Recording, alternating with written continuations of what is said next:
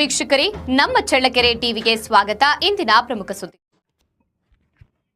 ಮೊಳಕಾಲ್ಮೂರು ಪಟ್ಟಣದ ಖಾಸಗಿ bus stand ಮುಂಭಾಗದಲ್ಲಿ ಭದ್ರಾ ಮೇಲ್ದಂಡೆ ಯೋಜನೆಯಲ್ಲಿ ತಾಲೂಕಿನ ಎಲ್ಲಾ ಕೆರೆಗಳಿಗೆ ನೀರು ತುಂಬಿಸುವ ಯೋಜನೆಯು ನೆನೆಗುದಿಗೆ ಬಿದ್ದಿರುವ ಪರಿಣಾಮವಾಗಿ ತಾಲೂಕು ಖಾಸಗಿ ಸಮಗ್ರ ನೀರಾವರಿ ಹೋರಾಟ ಸಮಿತಿಯು ಪ್ರತಿಭಟನೆ ಮಾಡುವುದರ ಮೂಲಕ ಧರಣಿ ಸತ್ಯಾಗ್ರಹ ಮಾಡಿದ್ರು. ಈ ಸಂದರ್ಭದಲ್ಲಿ ತಾಲೂಕಿನ ನೀರಾವರಿ ಹೋರಾಟ ಸಮಿತಿಗೆ ಕರ್ನಾಟಕ ದ್ರಾಕ್ಷಿ ಮತ್ತು ವೈನ್ ಮಂಡಳಿಯ ಅಧ್ಯಕ್ಷರಾದ ಡಾಕ್ಟರ್ ಬಿ ಯೋಗೇಶ್ ಬಾಬುರವರು ಈ ಸಮಿತಿಯ ದೂರುಗಳನ್ನು ಸರ್ಕಾರದ ಗಮನಕ್ಕೆ ತಂದು ಮುಂದಿನ ದಿನಮಾನಗಳಲ್ಲಿ ಮೊಳಕಾಲ್ಮೂರು ತಾಲೂಕನ್ನ ನೀರಾವರಿ ತಾಲೂಕನ್ನಾಗಿ ಮಾಡಲಾಗುವುದು ಎಂದು ತಾಲೂಕು ಸಮಗ್ರ ನೀರಾವರಿ ಹೋರಾಟ ಸಮಿತಿಗೆ ಭರವಸೆ ನೀಡಿದ್ದಾರೆ.